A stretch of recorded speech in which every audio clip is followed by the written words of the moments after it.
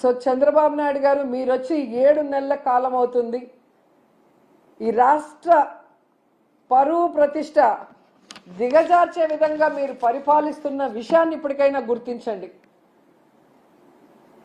మొన్న టీటీడీ తిరుమల వైకుంఠ ఏకాదశి తొక్కిసలాటలో ప్రాణాలు పోగొట్టుకున్న కుటుంబాల్ని మీరు గాలికి వదిలేసి దాంట్లో నుంచి మిమ్మల్ని నమ్ముకున్న మీ అఫీషియల్స్ ఎవరైతే మీరు రిక్రూట్ చేశారో మీరు రిక్రూట్ చేసిన టీటీడీ పాలక మండలిని తప్పించడానికి కాపాడటం కోసం ఈరోజు ఎన్ని డాన్సులు వేస్తూ తిరుమల పవిత్రతను పాడు చేస్తున్నారు. లడ్డూ విషయంలో ఎలా ఈ తిరుమల పవిత్రతను పాడు చేశారు. అలాగే మహిళల మీద ఇన్ని అఘాయిత్యాలు, ఇన్ని అత్యాచారాలు, హత్యలు జరుగుతుంటే కూడా మీరు దాన్ని ఎవరి మీద నెట్టాలి, ఏ పార్టీ మీద నెట్టాలన్న ప్రయత్నం చేస్తున్నారే తప్ప వాటికి అడ్డుకట్ట వేయకపోవటం ఈ రాష్ట్ర ప్రజలందరూ కూడా గమనిస్తున్నారు. ముఖ్యంగా పవన్ కళ్యాణ్ గారు లా అండ్ ఆర్డర్ ఫెయిల్యూర్ అయింది, హోమ్ మినిస్టర్ ఫెయిల్యూర్ అయ్యారని చెప్పి అంత చెప్పిన తర్వాత కూడా ఇంతవరకు మీరు లా అండ్ ఆర్డర్ మీద దృష్టి పెట్టలేదు అంటే ఈ రాష్ట్ర ఇమేజ్ ఎంత దిగజారిపోయిందో దావోస్ పర్యటనలో మీకు ఒక్క ఎంఓయూ కూడా అవ్వకపోవటం అనేది ఇప్పటికైనా తెలుసుకొని రాష్ట్ర ప్రతిష్టని, పరువుని పెంచే విధంగా మీరు పరిపాలిస్తారని ఆశిస్తున్నాం.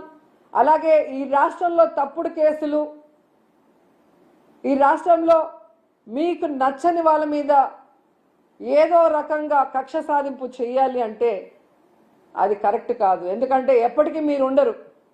రాబోయే కాలంలో జగన్మోహన్ రెడ్డి గారు ఖచ్చితంగా ముఖ్యమంత్రి అవుతారు. ఎందుకంటే ఇప్పటికే ప్రజలు మీకు ఓటేసిన దానివల్ల వేసిన వాళ్ళు బాధపడుతున్నారు. ఈవీఎంల వల్ల మీరు గెలిచారనుకున్న వాళ్ళు మీరు దిగిపోవాలని ప్రార్థనలు చేస్తున్నారు. ఎందుకంటే మీ వల్ల పేదవాళ్ళకి ఉపయోగం లేదు, రాష్ట్రానికి ఉపయోగం లేదు, ఏ వర్గానికి కూడా ఉపయోగం లేదు. కాబట్టి ఇప్పటికైనా మీరు మీ సీనియారిటీని ఇచ్చిన మాట నిలబెట్టుకోవడంలో పెట్టండి. ఈ రాష్ట్రంలో పుట్టినందుకు 4 సార్లు ముఖ్యమంత్రిని మిమ్మల్ని చేసినందుకు ఈ రాష్ట్ర ప్రజలకు ఇచ్చిన వాగ్దానాలు నెరవేరుస్తూ ఈ రాష్ట్ర ప్రతిష్టని పెంచే విధంగా ముందుకు వెళ్ళండి.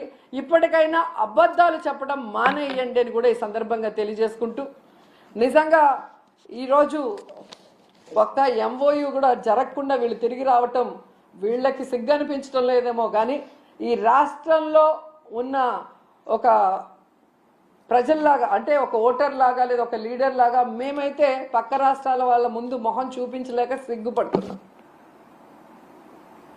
గతంలో ఎలాగైతే బాబు వస్తే జాబ్ వస్తుందన్నాడు, కేవలం వాళ్ళ బాబు లోకేష్ బాబుకే ఎమ్మెల్సీ ఇచ్చి మంత్రిని చేసుకున్నాడు.